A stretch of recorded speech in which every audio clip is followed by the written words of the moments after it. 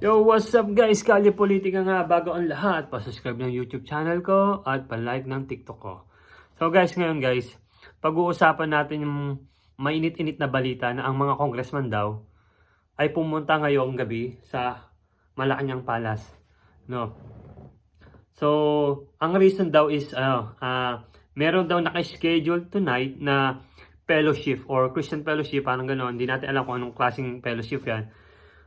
Tapos guys, ang katanungan diyan guys, ganito. No. Nagkataon lang ba na pupunta ang mga congressman sa Malacanang Palace dahil sa fellowship o dahil sa impeachment case ni BP Sara? Kasi kung matatandaan nyo, nitong nakaraang araw lang guys, nag-file ng 2 impeachment case laban kay BP Sara. So, mukhang hindi accidentally lang eh, no?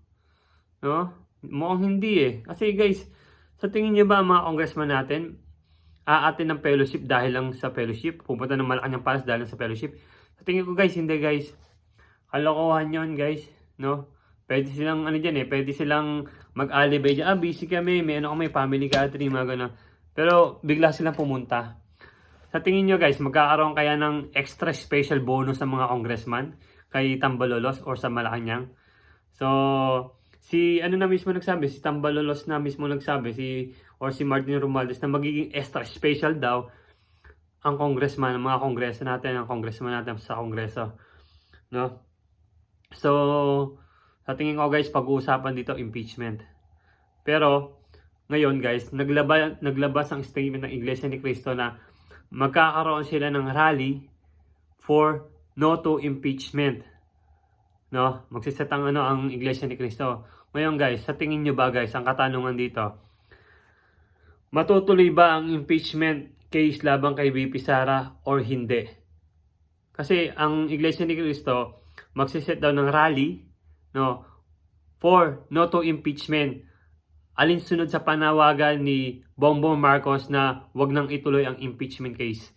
So, sa tingin nyo guys, isusulong ba ng mga congressman impeachment case or hindi?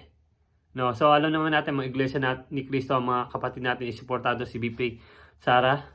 And then ayaw din nila ng kaguluhan sa bansa natin, no. So, ang mangyayari diyan guys, pag nagrally ang Iglesia ni Cristo guys, itong tingin ko diyan na nagrally for no to impeachment, and then itinuloy ng mga congressman ng impeachment case laban kay Sara. So, yung mga congressman hindi tatakbo sa national, pero pagdating sa local guys, tandaan niyo ang malaking boto pa rin, solid vote, Iglesia ni Cristo. So mag-iisip-isip diyan ng mga congressman kung itutuloy ang impeachment case or hindi. Pero sa tingin ko guys, wala nang oras para sa impeachment case ni BP Sara, no, this year. Kasi mag-i-election eh. May hirapan na sila diyan, no. So siguro hindi nila itutuloy ang kaso na i-file ng impeachment case. Pag ayan ay nabasura guys, no, isang beses ka lang pwedeng mag-file ng impeachment case sa isang taon pag ayun ay nag-ruling na. No? So, ibig sabihin, mag-i-immune siya sa isang taon pag nag-fail yung impeachment case lamang kay BP Sara ngayon. So, siguro yan guys, hindi talaga nila itutuloy ngayon this year. Baka next year, kung mananalo pa ang mga lumalaban sa mga Duterte.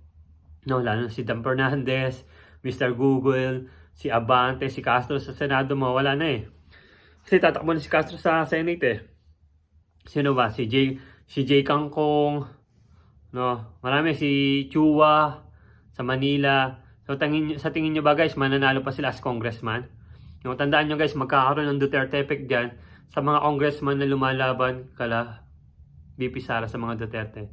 And then yung black voting ng Iglesia, malaking epekto yan para sa mga tatakbo this coming election.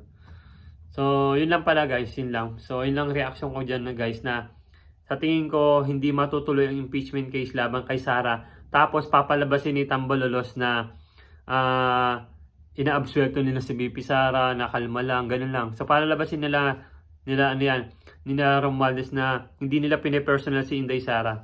So, ipapalagay nila na mabuti nila na chill lang sila, papakita nila na paranoid lang si BP Sara na impeachment case, ganun lang. So, hindi yan guys, hindi matutuloy yan. So, ang palalabasin diyan talaga ng mga congressman na magkakaroon ng utang na loob si VP Sara para hindi ituloy ang impeachment case. Kahit anong sabihin ng congressman guys, ng mga nila tambalulos ng 19 Congress, wala nang maniniwala sila about kay Inday Sara. So, maraming supporters ni Inday Sara dyan, yung mga tahimik lang, no? So, yun lang guys. So, basta tandaan nyo guys, kahit anong mangyari, solid tayo, Sara Duterte. So, God bless and thank you guys.